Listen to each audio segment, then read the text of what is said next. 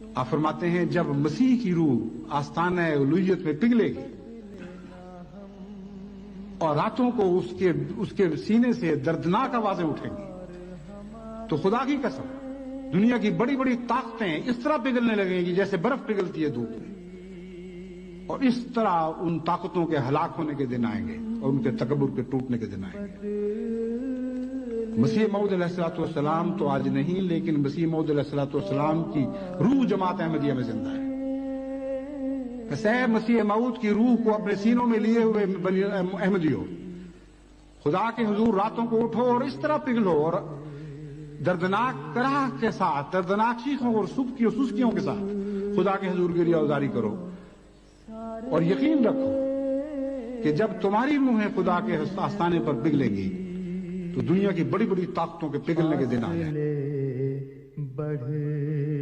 گئے پر کل